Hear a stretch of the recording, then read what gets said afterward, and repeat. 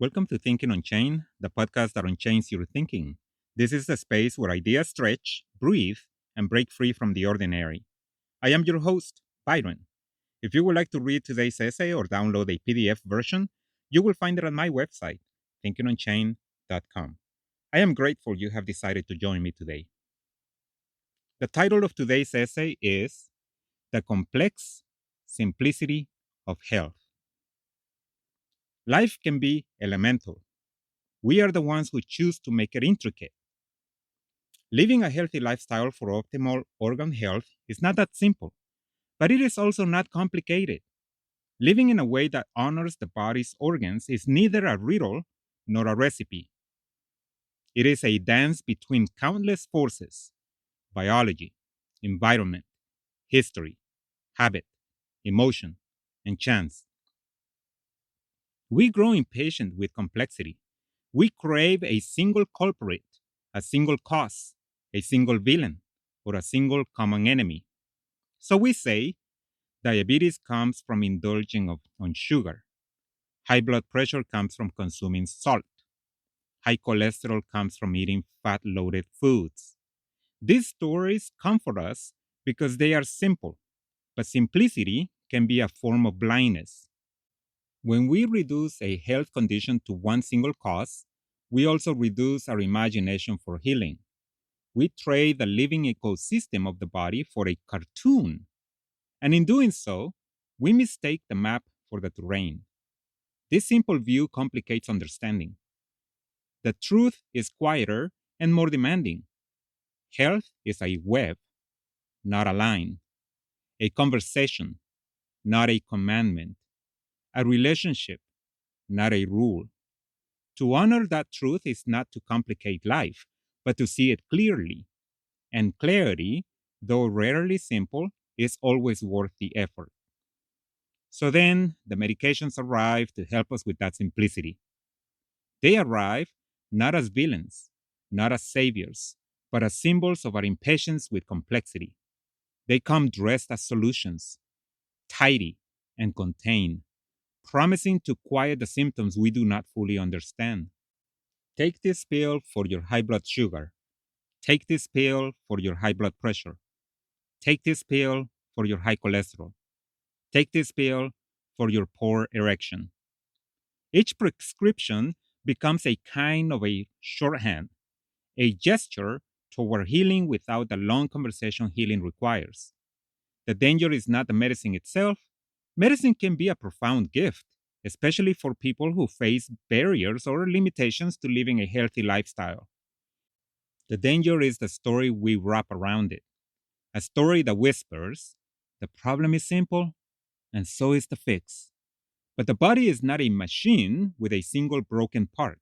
It is a living negotiation between organs, hormones, memories, habits, histories, and traumas. When we treat a condition as a single malfunction, we risk treating ourselves as less than the whole. Medications can support a person. What they cannot do is replace the deeper work of understanding the terrain of our lives, the patterns, pressures, and possibilities that shape our health from the inside out. To see health clearly is to resist the seduction of simple stories. To honor health is to honor complexity. And to honor complexity is to remember that healing is not a pill, but practice.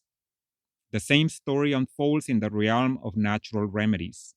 They too arrive wearing the custom of simplicity, earthy labels, ancient promises, the whisper of purity.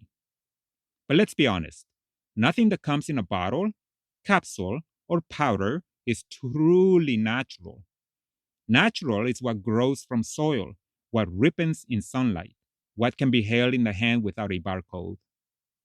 Yet, these products offer their own seduction.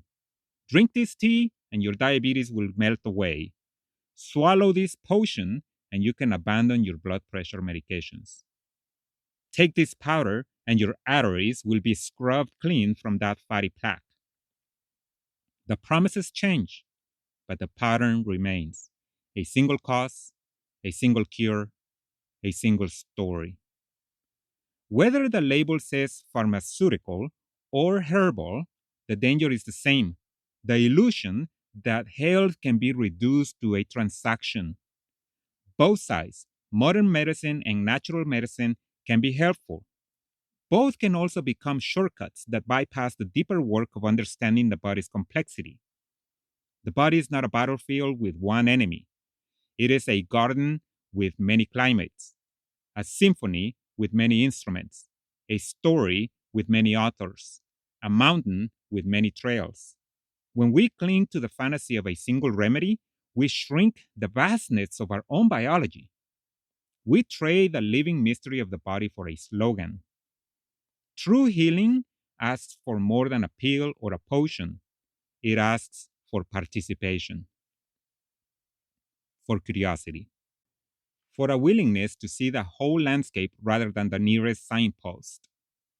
To honor health is to resist the seduction of easy answers, no matter how they are packaged.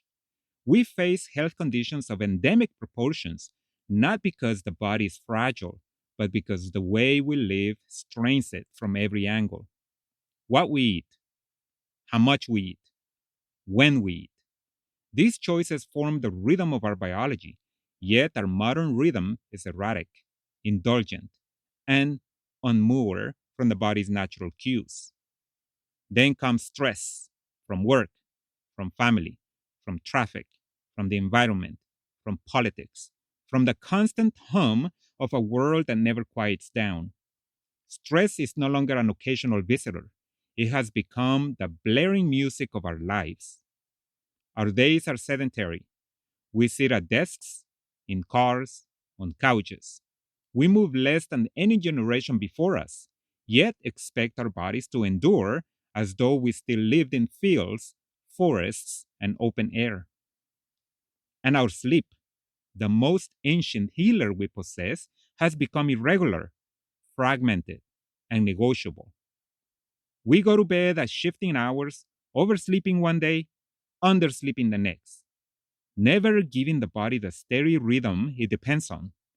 This is the landscape in which modern illness grows, not from a single cause, but from a constellation of habits that drift us away from our own nature. The tragedy is not that we are unhealthy. The tragedy is that we live in ways that make health an exception rather than the norm.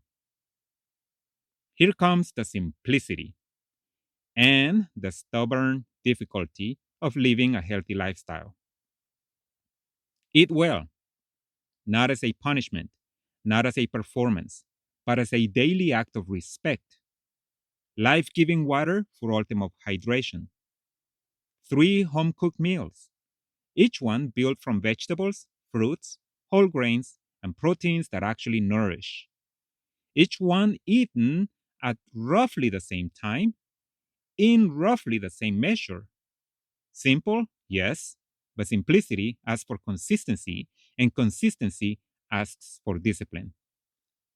Sleep well, not whenever exhaustion finally wins, but at a chosen hour, night after night, the same ritual, the same surrender. The body thrives on a circadian rhythm, yet this rhythm is the first thing we abandon when life becomes erratic. Move your body, not in heroic bursts, but in steady daily motion. Work, walk, lift, stretch, burn energy in a way that honors the machinery of muscle and bone. The body was made to move, yet modern life trains us to sit still and call it normal. Manage stress, not by pretending it isn't there, and not by letting it accumulate like unspoken resentment. Address it when it knocks, not when it breaks the door. Have more than one way to soothe the mind: a breath, a walk, a conversation, a pause. Stress is inevitable. Drowning in it is not. This is the irony. The path is straightforward, but walking it is intricate. The principles are simple, but the practice is lifelong. Health is not a mystery, yet it is not a shortcut either. It is a craft, a discipline, a relationship with ourselves that must be renewed every day. So the question arises: Why is it so hard to live a healthy lifestyle? Because it asks something of us. It asks for work. It asks for effort. It asks for time. It asks for motivation and willpower and grit. And we are creatures who love ease. We are drawn to shortcuts the way plants lean toward sunlight. We prefer the single cause and the single fix, the story that says, do this one thing and everything will be fine. It's not that we are lazy, it is that complexity feels overwhelming and responsibility feels heavy. A pill is easier than practice. A potion is easier than a pattern. A smoothie is easier than devotion.